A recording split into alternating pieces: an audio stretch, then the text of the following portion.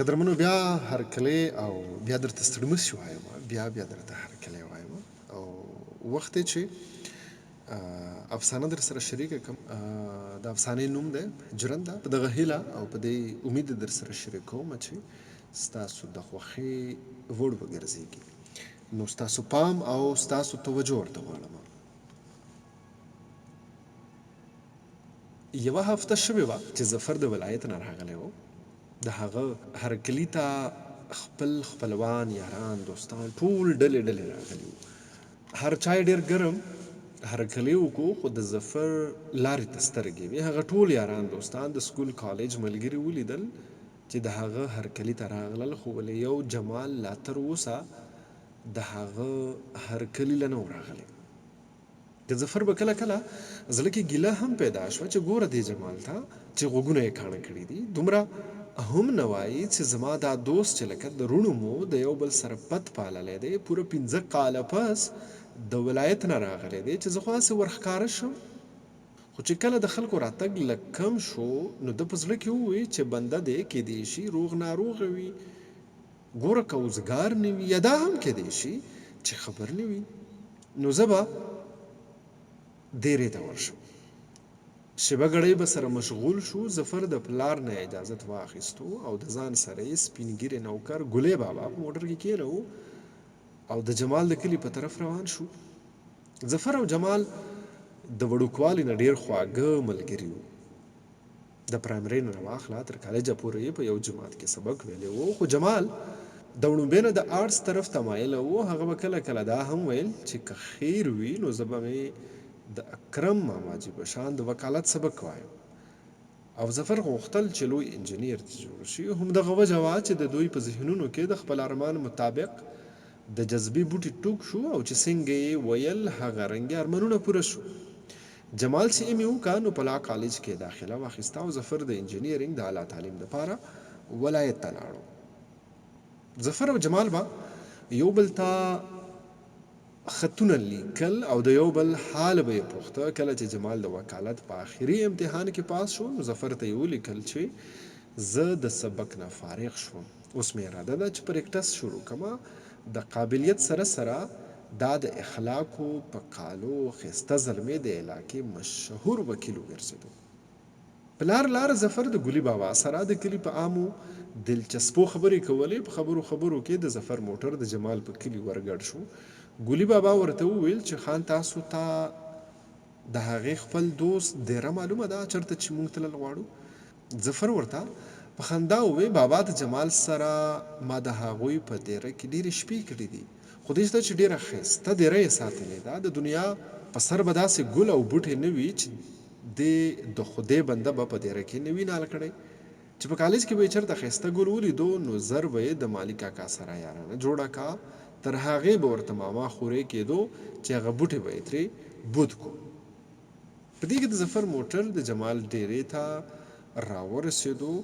د 2-3 هارنونو سره یې موټر د ډیرې په لویه دروازه ورننویستو. ظفر چې د موټر نه راکوز شو نو لږ شکمن غوندې شو چې هلکه جوړ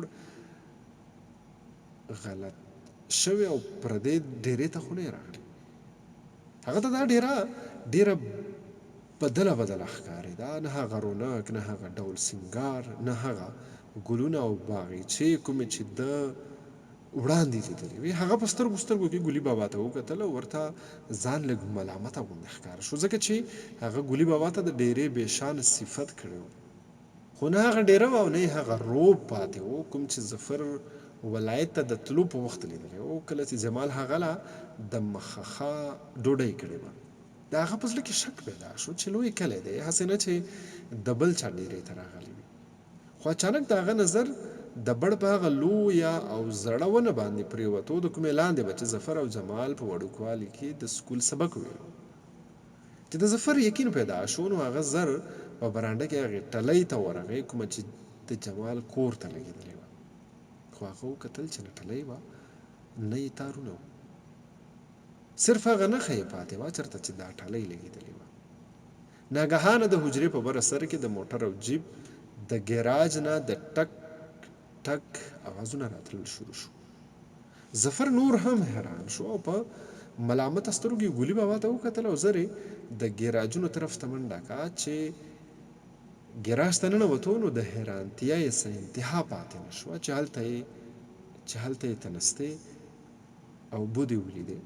څه ګوري چې دلته ګڼ کسان ناست دي، څوک ماکوان ډکوي او څوک د جولاګانو کډۍ چلوي. په دې کې د ظفر نظر په یو سپین ږیري پرېوت چې سپین ږیري ظفر ولیدو نو زر راپاڅېدو او په خیرنو جامو کې ظفر ته تر غاړه وتو. ظفر خان د ولایت نه په خیر راغلی. بوډا د ظفر هرکلی وکړو، هغه چې دا بوډا ولیدو نو حیران شو چې دا خوب وینم که دا څه دي. ظفر خانه بچې جوړ زه دې ونه پېژندم. بوډا ظفر ته وویل بابا سترګې خو مې در باندې خوږې شوې خو ډیر عمر مې بهر تیر کو. آخر بنده دی بچې زه شمال جوړه یم، ستا پلار مې ډېر ښه پېژني، ډېره ناسته پاسته مې ورسره کړې ده. ښه بابا دا راته ووایه چې ته دلته څنګه کډۍ کې او دا حجره څنګه بدله ښه. بچې څه به درته وایم هر څه قسمت کې د خدای کارونه وشو. ظفر غوښتل چې شمال بابا د سترګو په رپ کې دا ټول حال بیان کړي. ښه نو بابا زر مې خبره وه چې دا څه وشو. ظفرخانه بچې موږ پښتانه ظالمان یو، خونړي یو، په نه څه خبره د یو بل کورونه وران کړو، ښایسته ښایسته ځوانۍ تاله ترغه کړو، اور پرې پورې شه. د کلي بر سر ته یو جرنده ده چې د جمال خان د پلار کمال خان پرې د مودو راسې د تربورانو سره جګړه وه، ډېرې مقدمې پرې وشوې او هر یو ځان ته پښتون وې او دغه لکۍ یې راټینګه کړې وه. اخر پروسه کال کمال خان خپل ناظر عمرې جرندې ته واستاوه چې دوکا د جرندې نه خپله هفتواري راوړه. په دې کې یوه ښه شېبه پس عمرې شلېدلې جامې او په بده ورځ خان له راغی او ورته په ژړا شو چې زه ستا تربور نوروز خان سره د نوکرانو راګیر کم او ویې وهلم. راته یې ویل چې دا ستا د نیکه جرنده ده چې پکې برخه غواړي. کمال خان چې دا واورېدل نو په دو یې کور ته منډه کا او ټوپک یې راواخیستو. جمال خان هم ټوپک په لاس د پلار سره روان شو. موږ څو کسانو چې په موقع موجود وو د پلار او زوی ډېره مخه ونیوه، خو خانان زورور وو، چا یې لار نیوی شو. یوه شېبه پس د جرندې د طرف نه د ډزو آوازونه راغلل چې موږ ورده وکړه. څه ګورو چې یو اړخ ته کمال خان او زوی په ځمکه پراته دي لتې ټکوي او بل خواته نوروز خان سره د یو نوکر بازمیر په ځمکه سړه خوله پراته دي. او د نوروز خان نور ملګري موقع نه تښتېدلي وو. کټونه راغلل، موږ خپل خانان خپل کندي ته راوړل او د بره کندي خلکو خپل خان او د هغه نوکر خپل کندي ته یوړل. په کلي کې یوه غوغا شوه. ښه نو ته په دې حجره کې کډۍ ته چا پرېښودی؟ ظفر د شمال جولا نه په تاو تپوس وکړو. ظفر خانه بچې دیره په سړو ودانوي. کمال خان او د هغه یکی یو زوی جمال خان مړه شو چې د ډېرې رونق پرې جوړ و. بیا یې بیبیانو وویل چې کمال خان او جمال خان ترې لاړل نو اوس د په جایداد او ډېره اور پورې شي او دغه رنګ د جایداد په خرڅولو ګوتې پورې کړي. یوه ورځ د خپلو زنانو د خولې نه خبر شوم چې بیبیانې ډېره خرڅول غواړي. نو خدای شته ما ورسره د دیرې خبره وکړه. بیبیانې راباندې مهربانې شوې او دیرې په بیه راوسپارله. نن دا دې زه پکې خپله مزدوري کومه.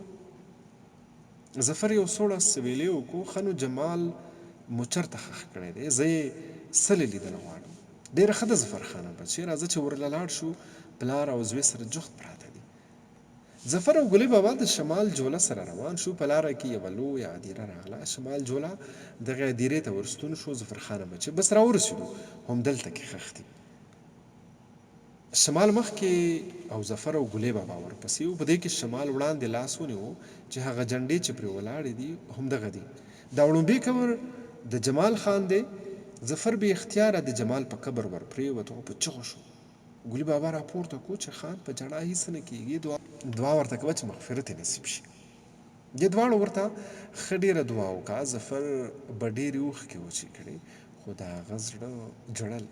هغه د جمال د هرکلي او د یوې کلکې غاړې ارماني و، خو نن هغه له د جمال د دنګې ځوانۍ په ځای د هغه خړو خازو غاړه ورکړه. هغه نه غوښتل چې د جمال د قبر نه دې لاړ شي، خو نن جمال د هغه نه عمري جدا و. هغوی ښه ډېر ساعت پس راواپس شول. شمال وبه چې هغه جرنده کومه ده چې دا کورونه او ډېرې پرې تالا شوې. ای ظفرخانه بچی، هغه د هرهټ نه لارې د شوې لوړې ونې سره که وینې نو دغه جرنده ده.